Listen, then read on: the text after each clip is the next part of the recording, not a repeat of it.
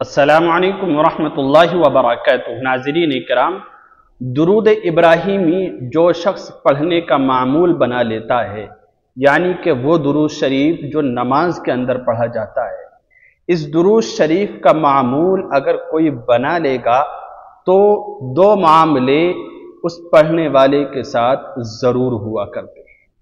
احادیث سے اور اسی طرح بزرگان دین کے اقوال سے، اولیاء کرام کی باتوں سے جو نچوڑ نکلتا ہے، جو معلوم ہوتا ہے، وہ یہ کہ اگر کوئی شخص درود ابراہیمی پڑھتا ہے کثرت کے ساتھ تو دو معاملے اس کے ساتھ ضرور ہوتے ہیں، یا یہ کہہ لیجئے کہ دو خاص نعمتیں اللہ تبارک و تعالی کی طرف سے ایسے بندے کو، ایسی بندی کو ضرور نصیب ہوا کرتی ہیں۔ وہ کیا ہیں؟ بہت اہم ہے، توجہ کے ساتھ آپ بنے رہیے۔ پہلی جو نعمت ہے، جو پہلا معاملہ ہے، وہ ہے اللہ کی رحمت اور مغفرت کا نزول۔ اللہ کی رحمت اور مغفرت کا نزول، اس کو سمجھنا ہے تھوڑی سی تفصیل کے ساتھ۔ دیکھیے، ایک ہے رحمت اور ایک ہے مغفرت، یہ اپنے اندر بہت ساری گہرائی لیے ہوئے ہیں۔ اگر کوئی شخص ان کو جان لے نا اور پہچان لے، صحیح طرح سے علم ہو جائے، تو پھر وہ درود شریف پڑھتا ہی رہ جائے۔ دیکھیے، قرآن کریم کے اندر اللہ تبارک و تعالی نے فرمایا، قُلْ يَا عِبَادِيَ الَّذِينَ أَسْرَفُوا عَلَىٰ أَنفُسِهِمْ لَا تَقْنَطُوا مِن رَحْمَتِ اللَّهِ۔ اے میرے وہ بندو جنہوں نے اپنی جانوں پر ظلم کر لیا، یعنی کہ خطائیں کر کے، غلطیاں کر کے، منمانی کر کے اپنے نفس کو گندا کر لیا، اپنے دل کو تاریک کر لیا، اپنے ذہن کو خراب کر لیا، اپنی لائف کا آدھا حصہ یا کئی سارے سال، بہت سارے اپنی زندگی کے ایام برباد کر دیے، تو فرمایا ایسے بندے لا تقنطوا من رحمت اللہ کی رحمت سے مایوس نہ ہو۔ یہ ہے رحمت، اللہ کی رحمت سے مایوس نہ ہو۔ ان اللہ یغفر الذنوب جميعا، اگر وہ استغفار کرنے والے بن جائیں، درود شریف کا اہتمام کرنے والے بن جائیں، درود ابراہیمی کو کثرت سے پڑھنے والے بن جائیں اور اللہ تعالی سے سچی پکی توبہ کر لیں، ان اللہ یغفر الذنوب جميعا، اللہ تعالیٰ تم کے تمام گناہوں کو معاف فرما دے، سارے گناہوں کو، ساری خطاؤں کو، ساری کوتاہیوں کو ختم فرما دے گا۔ تو یہ ہے رحمت۔ آپ سوچئے کہ کتنی گہرائی لیے ہوئے ہے یہ لفظ رحمت۔ لفظ رحمت تو اللہ کی رحمت سے مایوس بندے کو نہیں ہونا چاہیے۔ نا امیدی اور مایوسی شریعت اسلامیہ میں جائز نہیں ہے، حرام ہے۔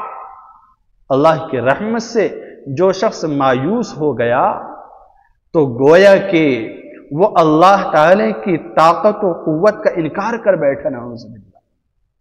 اس لیے انسان کتنا ہی تنگ دستی میں ہو، پریشانی میں ہو، مشکلات میں گھرا ہوا ہو، لیکن اس کو امید رہتی ہے کہ میرا اللہ میرا ساتھ ہے، میرا رب میرے ساتھ ہے، میرے گھر والے ساتھ نہیں ہیں، دوست نہیں ہیں، احباب نہیں ہیں، ملنے جلنے والے نہیں ہیں، بستی والے ساتھ نہیں ہیں، تو کیا ہوا؟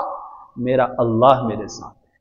اللہ کی رحمت سے مایوس نہیں ہوتا، اور جو بندہ اللہ تعالی کی رحمت پر یقین رکھے ہوئے ہوتا ہے، مایوس نہیں ہوتا ہے، تو اللہ تعالی کی رحمت اس کے اوپر اتر کر آتی ہے، مغفرت کی چادر رب ذوالجلال اس پر ڈال دیتا ہے، اس کے بعد اس کی بگڑی بنتی چلی جاتی۔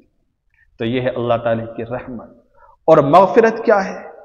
مغفرت اللہ رب العزت نے اسی آیت کے اندر بیان فرما دیا کہ جب تم رحمت سے مایوس نہیں ہوگے تو پھر اللہ تعالیٰ تمہاری مغفرت فرما دے گا، یعنی گناہوں کو معاف فرما دے گا۔ کہتے ہیں جو بندہ درود ابراہیمی پڑھتا ہے اس پر اللہ تعالیٰ کی خاص رحمت اترتی ہے، اس کے گناہ معاف کیے جاتے ہیں اور اس کے درجات بلند کیے جاتے ہیں۔ حدیث شریف میں بھی تو آتا ہے نا کہ جو بندہ ایک مرتبہ درود شریف پڑھتا ہے اس کے 10 درجے بلند کیے جاتے ہیں، اللہ تعالی کی طرف سے 10 گناہ اس کے معاف کر دیے جاتے ہیں اور اس کے کھاتے میں 10 نیکیاں لکھ دی جاتی ہیں۔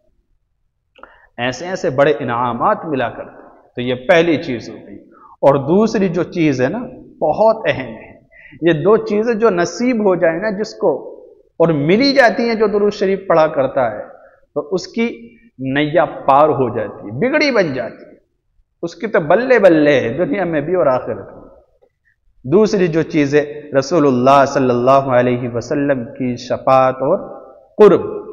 دیکھیے اللہ تعالیٰ نے ہمیں ایمان والا بنایا ہے، نبی کی امت میں پیدا فرمایا ہے، نبی سے محبت کرنا، محبت کا اظہار کرنا، محبت کی خاطر آپ کی تعلیمات پر عمل کرنا، اپنے چہرے کو، اپنے لباس کو، اپنی زندگی کو، اپنی سفر اور حضر کے لمحات کو، اپنے رات اور دن کے جو لمحات ہیں ان کو سب کو رسول اللہ کی تعلیمات کے مطابق بنانا ہے۔ یہ محبت کا تقاضا ہے، یہ محبت کا تقاضا ہے۔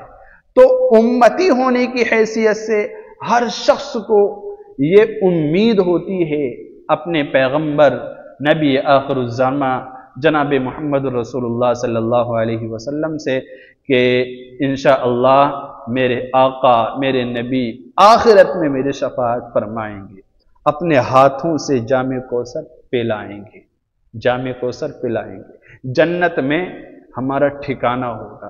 نبی علیہ السلام کی شفاعت ہمیں ضرور نصیب ہوگی، ہوتی ہے نہیں، اور امید رکھنی چاہیے، امید رکھنی چاہیے۔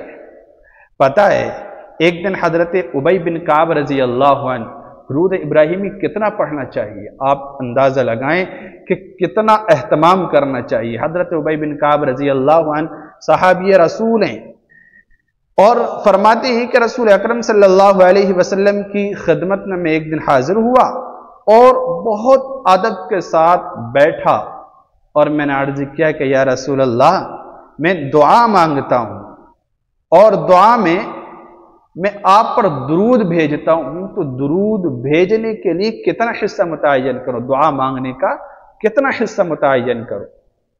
تو آپ علیہ السلام نے بہت پیار سے ارشاد فرمایا کہ ابی بن کعب آپ جتنا چاہیں درود پڑھیں۔ تو ابی بن کعب نے کہا کیا چوتھائی حصہ کافی ہے؟ یعنی پورے وقت کے اگر 4 حصے کیے جائیں تو ایک حصہ میں آپ پر درود پڑھوں اور جو 3 حصے ہیں باقی میں دوسری دعائیں مانگوں، تو کیا چوتھائی حصہ کافی ہے؟ آپ نے فرمایا ہاں کافی ہے، اگر زیادہ کر لو تو اور بہتر ہے۔